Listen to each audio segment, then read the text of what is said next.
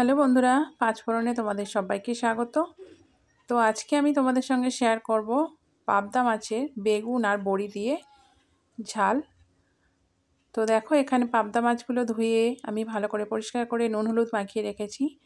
আর এদিকে কড়া গরম হয়ে গেছে, আমি তেলটা দিয়ে দিয়েছি। এবার ওই তেলের মধ্যে আমি আগে বড়িগুলো ভেজে নেব একটু লাল করে। পাবদা মাছের যদি বড়ি দিয়ে বেগুন দিয়ে কালো জিরের ঝোল করা যায় আর একটু ধনেপাতা ছড়িয়ে দারুণ টেস্ট হয়। তো দেখো, বড়িগুলো ভাজা হয়ে গেছে, আমি এগুলো তুলে নিচ্ছি।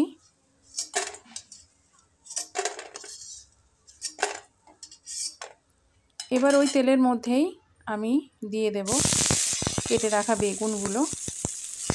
এগুলোকে আমি হালকা করে একটু ভেজে নেব।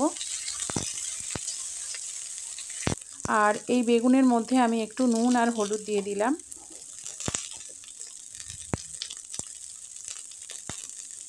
এটাকে সুন্দর করে আমি একটু ভেজে নিচ্ছি। দেখো, বেগুনটা ভাজা হয়ে গেছে, আমি জাস্ট তুলে নিচ্ছি এগুলোকে। এবার কড়াতে একটু তেল দিলাম, তেলটা গরম হয়ে যেতে এবার ওর মধ্যে আমি মাছগুলো ভেজে নেব।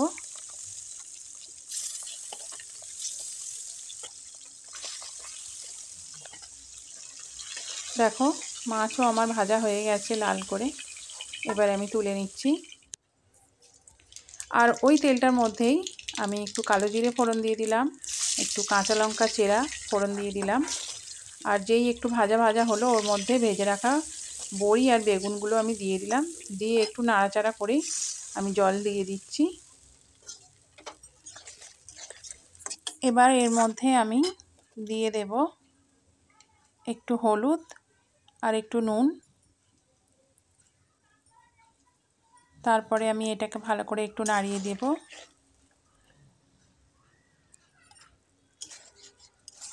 ঝোলটা দেখো এখানে ফুটে উঠেছে।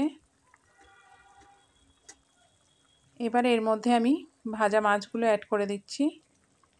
আর পাবদা মাছের ঝোল এরকমভাবে বানিয়ে খেলে খুবই সুস্বাদু হয়, টেস্টি হয়।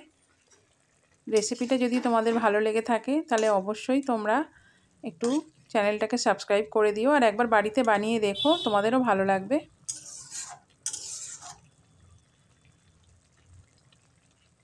এবার ওপর থেকে আমি বেশ খানিকটা ফ্রেশ ধনেপাতা কুচিয়ে ছড়িয়ে দিলাম। তো আমাদের ঝোল পুরো কমপ্লিট হয়ে গেছে। ভিডিওটা দেখার জন্য ধন্যবাদ।